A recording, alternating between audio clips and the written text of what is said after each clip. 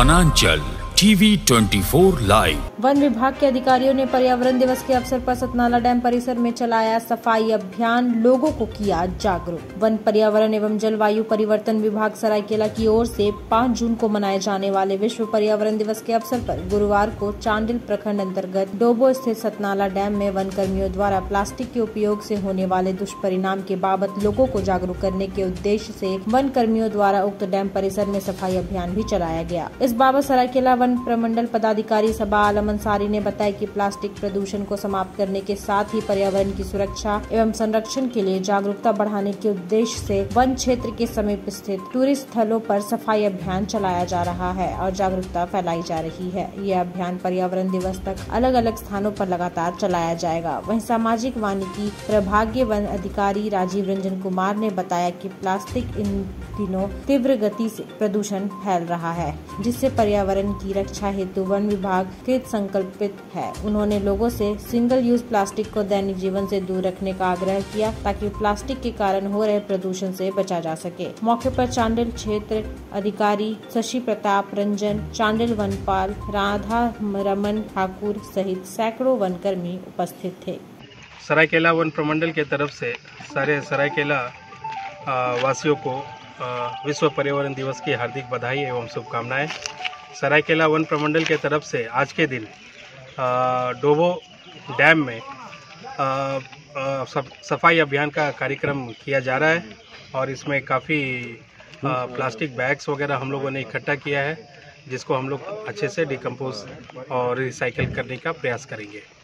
साथ ही साथ आपको पता होगा कि चांडिल प्रक्षेत्र में काफ़ी हाथियों का आवागमन रहता है और हम लोग चाह रहे हैं कि जितने भी डिग्रेडेड फॉरेस्ट है और जितने भी इनएसेसिबल एरियाज़ है या दुर्गम स्थल है जहां पर लोगों का पहुंचना मुश्किल है, वहां पर हम लोग ड्रोन के माध्यम से सीड बॉम्बिंग करेंगे, जिससे आगे चल करके फलदार वृक्ष हमारे जंगलों में उगेगा और हाथियों का भोजन बनेगा और जिसकी वजह से हाथी जो अभी ग्रामीण क्षेत्र में आ जाते हैं उसमें आने में थोड़ी कि आप लोग जानते हैं हम लोग 5 जून को विश्व पर्यावरण दिवस मनाते हैं।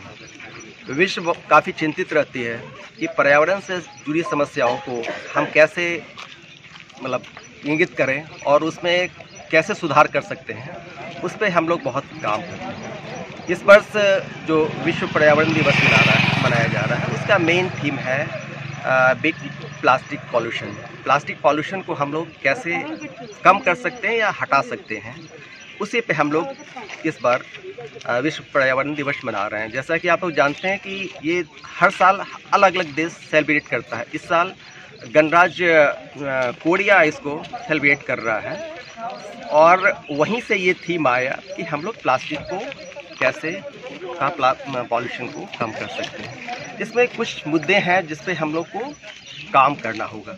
सबसे पहला जो मुद्दा है वो है सिंगल यूज़ प्लास्टिक, उसको हम लोग कैसे ख़त्म कर दें।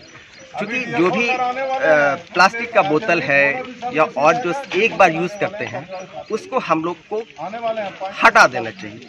हम लोग आराम से कहीं भी जाते हैं, एक पानी का बोतल खरीद लिए और उसको पी लिए और पी के फिर फेंक दिए।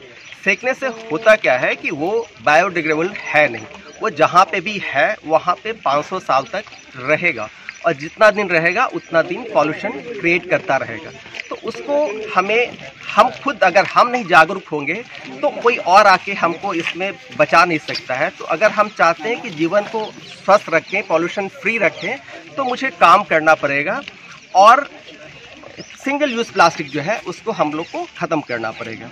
दूसरा है कि इसको हम क्या कर सकते हैं, जैसे प्लास्टिक का बैग, कैरी बैग भी कहीं पे भी जाइए तो प्लास्टिक का कैरी बैग मिल जाता है, उसे भी हम लोग को अवॉइड करना चाहिए और उसके जगह पे कपड़े का बैग या फिर जूट बैग हम लोग यूज़ कर सकते हैं। तीसरा है कि लोगों को अवेयर करें, हमारे दोस्त हो गए, हमारे फैमिली के मेंबर हो गए और भी हमारे जो साथ में रहने वाले लोग हैं उनको अवेयर करें कि ये प्लास्टिक कितना हम लोग के लिए ख़तरनाक है। जैसे डे टू डे लाइफ में जितना भी चीज़ हम यूज़ कर रहे हैं, जैसे आप टूथपेस्ट यूज़ कर रहे हैं तो टूथपेस्ट का वो जो ट्यूब होता है ना, वो ट्यूब भी 400-500 साल तक ऐसे ही पड़ा रहता है। उतना ही नहीं, उसके अंदर जो पेस्ट होता है, पेस्ट में भी पॉलीमर जो होते हैं वो हमारे बॉडी में जा रहे हैं और हमको कहीं न कहीं प्रभावित कर रहे हैं।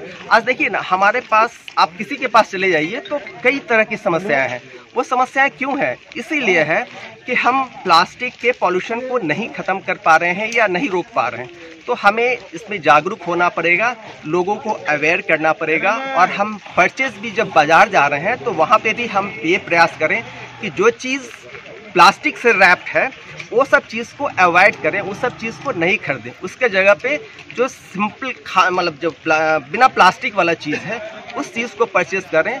तो हम चूँकि उसको परचेज़ करके लाएंगे, फिर क्या है, वो हम कहीं ना कहीं फेंक देंगे, और फेंक देंगे तो वो बायोडिग्रेडेबल है नहीं, वो सारा मतलब ऐसे बढ़ता रहेगा और पॉल्यूशन बढ़ता रहेगा।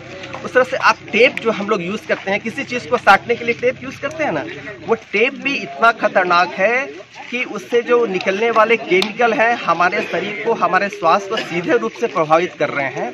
और वो फिर वही है कि वो बायोडिग्रेडेबल है नहीं, वो लंबे समय तक रहेगा, और जितना समय तक रहेगा पॉल्यूशन क्रिएट करता रहेगा। तो मेरा कहना ये है कि हम लोग को अवेयरनेस लाना होगा, लोगों को जागृत करना होगा, लोगों को बताना होगा कि ये कितना खतरनाक है प्लास्टिक पॉल्यूशन। नहीं, देखिए, पर्यावरण को संतुलित करने के लिए पेड़ भी एक बहुत बड़ा इंस्ट्रूमेंट है। तो हम चूँकि सोशल फॉरेस्ट्री से जुड़े हुए हैं, तो हमारा जो मेन काम है वो पेड़ लगाना ही है। और हम इस साल लगभग 5 लाख पेड़ का रोपण करने जा रहे हैं। और कहीं न कुछ लोगों को जो वायु का प्रदूषण है उससे निजात दिलाने में सफल होंगे, और आगे भी हम इसको प्रयास करते रहेंगे। और इतना ही नहीं, हम लोगों को बोलते भी हैं कि आप खाली पेड़ मत लगाइए, पेड़ को बचाने का सोचिए। और पेड़ कभी भी लगाइए ना तो गुच्छे में लगाइए, क्योंकि पेड़ में होता क्या है ना कि पेड़ का जो रूट होता है, गुच्छों में लगाएंगे ना तो पेड़ का रूट एक दूसरे के साथ कनेक्ट होते हैं और एक दूसरे का न्यूट्रिएंट्स को शेयर करते हैं। उससे क्या होता है ना कि पेड़ का जो ग्रोथ है ना, जो चीज़, जैसे आपको कोई चीज़ की कमी है, आप इनके बगल में रहते हैं, आपको चीनी की ज़रूरत है, अगर इनके पास चीनी है, आप गए मांगने और ये चीनी दे दिए तो आपकी यूटिलिटी तो हो गई। तो इस तरह से ये पेड़ की भी तो आवश्यकता है। तो पेड़ की आवश्यकता वो कैसे पूरा करता है? जड़ से ही पूरा करता है। तो एक मतलब अगर बहुत नज़दीक हम लगाएंगे तो पेड़ को जो ज़रूरत है वो चीज़ पूरी हो जाती है। ठीक, थैंक यू सर।